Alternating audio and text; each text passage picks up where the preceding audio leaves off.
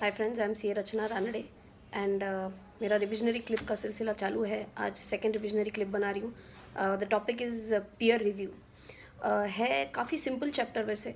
4 marks का I am expecting a question because almost 9 on 10 attempts इस chapter के ऊपर क्वेश्चन आता ही आता है। फटाफट कंसेप्ट रिवाइज कर रही हूँ आपके लिए। सबसे पहले concept of peer. Peer means person of similar standing. Review मतलब someone retrospectively checking the data which has been checked by you. तीसरा concept P U, practice unit, मतलब कौन? A firm of chartered accountant और an individual chartered accountant who is in practice. ठीक है। उसके बाद second concept आती है पर्पज़। Why peer review?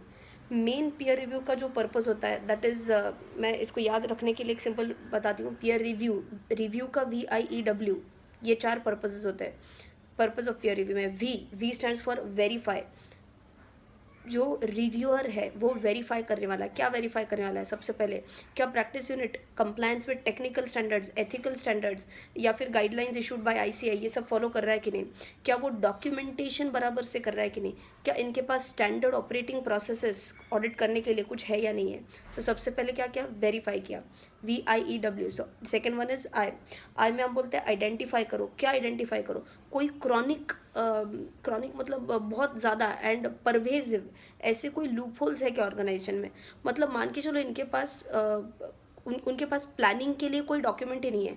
उनके पास मान के चलो कोई चेकलिस्ट ही नहीं है।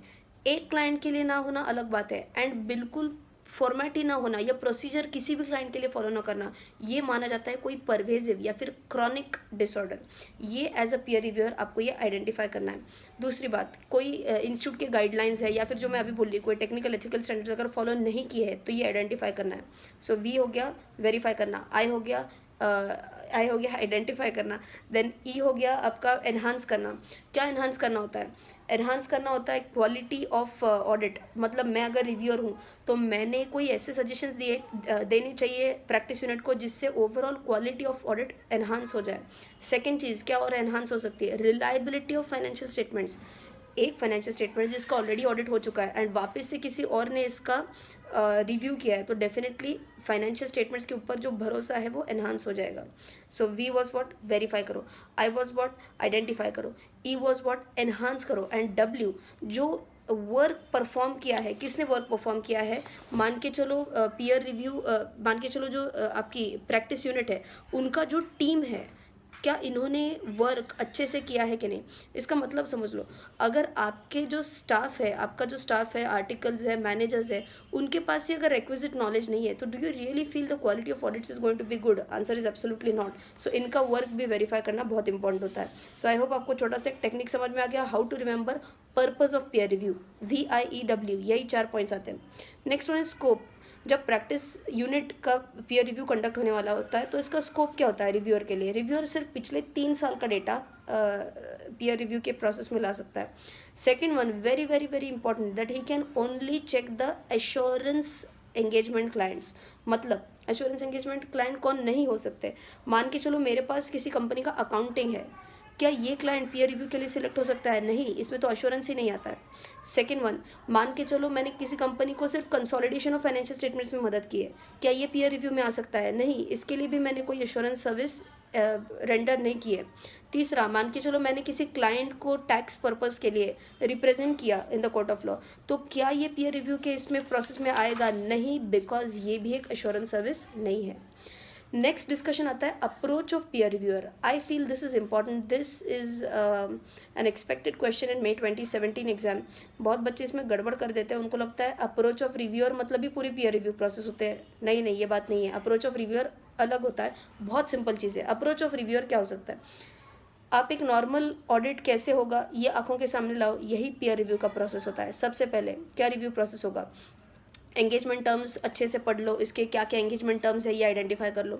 मैंने एंगेजमेंट लेटर बहुत अच्छे से पढ़ लिया।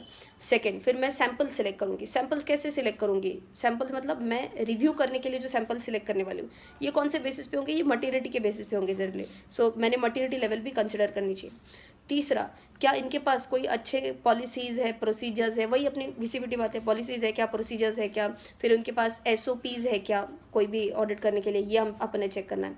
फिर नेक्स्ट चीज़ आती है कि जो हमने क्लाइंट स्पेसिफिकली सिलेक्ट किए हैं फॉर पीयर रिव्यू, ये क्लाइंट को जब प्रैक्टिस यूनिट ने एक्सेप्ट किया था तो क्या इन्होंने क्वालिटी कंट्रोल से रिलेटेड एक्सेप्टेंस प्रोसीजर्स फॉलो किए थे कि नहीं, ये चेक करना है। उस क्लाइंट से रिलेटेड कोई मटेरियल मिसस्टेटमेंट्स मिले हैं क्या, नहीं, ये चेक करना है। क्या ये प्रॉपरली डॉक्यूमेंट हुए कि नहीं, ये चेक करना है। तीसरा, अगर इनका ऑडिट करते वक्त कोई ऐसे मेजर ओपिनियन, मतलब मान के चलो कोई क्वालिफिकेशन दिया है ऑडिट रिपोर्ट में, तो क्या इससे रिलेटेड डॉक्यूमेंटेशन बराबर से दिया है कि नहीं, ये अपन ने चेक करना है। सो कैन आई से सब लॉजिकल फ्लो में आता है सब कुछ। एक बार फिर से रिवाइज करेंगे।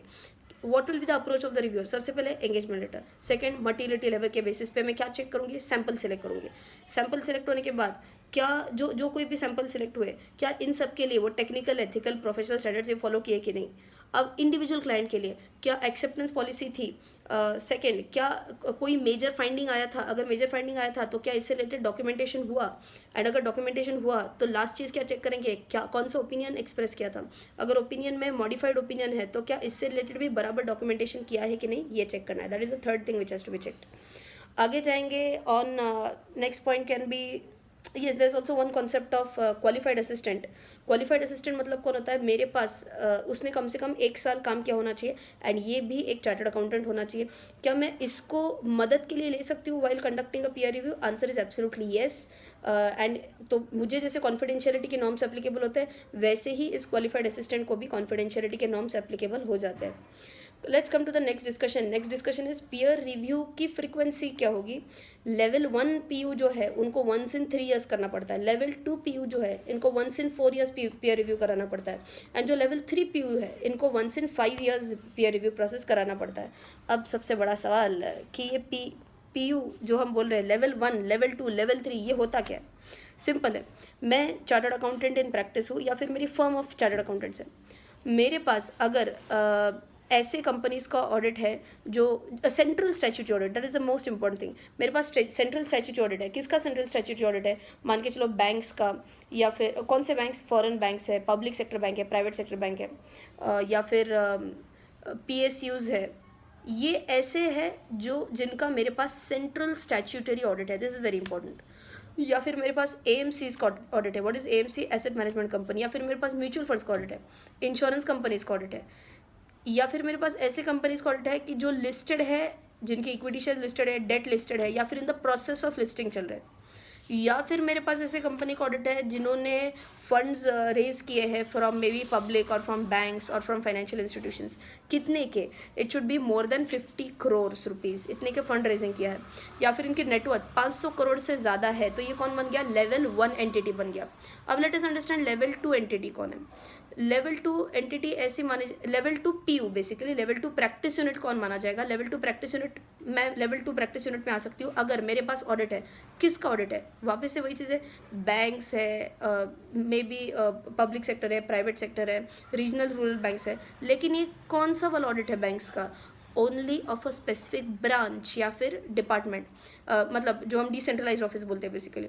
एक सिंपल एग्जांपल देती हूँ मैं, अगर मेरे पास बैंक ऑफ इंडिया का सेंट्रल स्टैट्यूटरी ऑडिट है तो मेरी PU कौन से बन गए, लेवल 1 PU बन गई। मेरे पास बैंक ऑफ इंडिया का सिर्फ लक्ष्मी नगर ब्रांच का ऑडिट है तो मैं कौन बन गई, लेवल 2 PU बन गई। ठीक है, I hope the distinction is clear.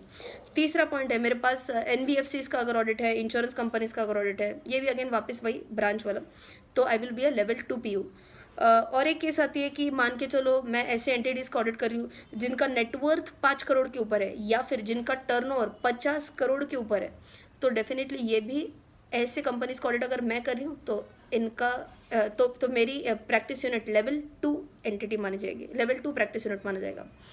ना मेरे पास लेवल 1 में जो कोई भी आ रहे थे उनका ऑडिट मेरे पास है, ना ये लेवल 2 वाले मैंने जो डिस्कस किए थे इनका भी, इनमें से भी किसी का ऑडिट मेरे पास नहीं है। इन शॉर्ट मेरे पास ऐसे सिर्फ चिल्लर ऑडिट्स है, जैसे कोई सोल प्रोप्राइटरी का ऑडिट है, किसी से पार्टनरशिप फॉर्म का ऑडिट है, बहुत छोटे छोटे चिंदी कंपनीज का ऑडिट मेरे पास है। तो मैं कौन बन गई, लेवल 3 प्रैक्टिस यूनिट बन गई। एंड अभी मैंने बताया था कि क्यों हम ये पढ़ रहे हैं level 1, level 2 and level 3, right. इसके बाद लास्ट डिस्कशन जो आता है इस चैप्टर में, that is on eligibility to be a peer reviewer. Eligibility क्यों पढ़ रहे हैं, बिकॉज उसके बाद हम फिर पीयर रिव्यू प्रोसेस पढ़ेंगे। 2-3 इंपॉर्टेंट पॉइंट्स बता देती हूँ। एलिजिबिलिटी फॉर पीयर रिव्यू के लिए सबसे पहले आ सकता है कि एटलीस्ट 10 years ऑफ प्रैक्टिस उसकी होनी चाहिए, करंटली इन प्रैक्टिस होनी चाहिए। उसके बाद 7 साल उसने लेवल 1 एंटिटीज़ का ऑडिट किया होना चाहिए।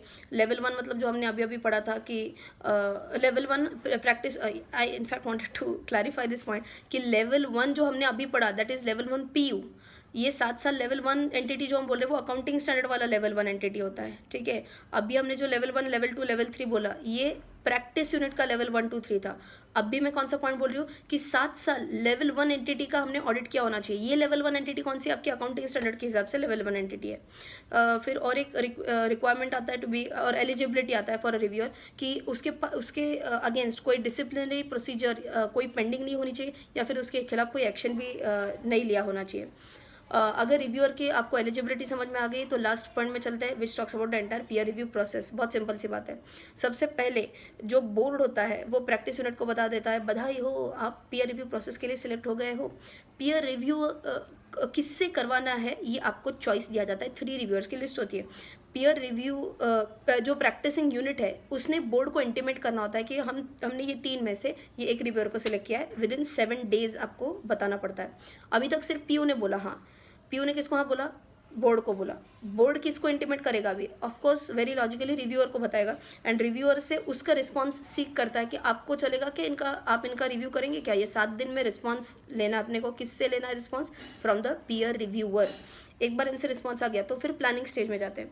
प्लानिंग स्टेज में क्या करना होता है, प्लानिंग स्टेज में सबसे पहले जो बोर्ड होगा, पीयर रिव्यू बोर्ड होगा, वो प्रैक्टिस यूनिट को बताएगा कि हाँ भाई रिव्यूअर ने भी आपका रिव्यू करने के लिए हाँ बोल दिया है, एंड अब आपको विद इन 15 डेज कोई स्पेसिफिक इन्फॉर्मेशन डायरेक्टली रिव्यूअर को देनी पड़ेगी। कौन सी स्पेसिफिक इन्फॉर्मेशन, जैसे आपके पास कौन कौन से क्लाइंट्स हैं, क्वेश्चनर अगर दिए तो पूरी क्वेश्चनर फिलअप करके देनी है। आप कौन कौन से सर्विसेज रेंडर करते हैं, आपके पॉलिसीज़ क्या है, आपके प्रोसीजर्स क्या है, आपके फर्म के खिलाफ या फिर आपके पार्टनर के खिलाफ कोई डिसिप्लिनरी एक्शन ली गई है क्या, ये सभी चीज़ें आपको डायरेक्टली पीयर रिव्यूअर को बतानी है।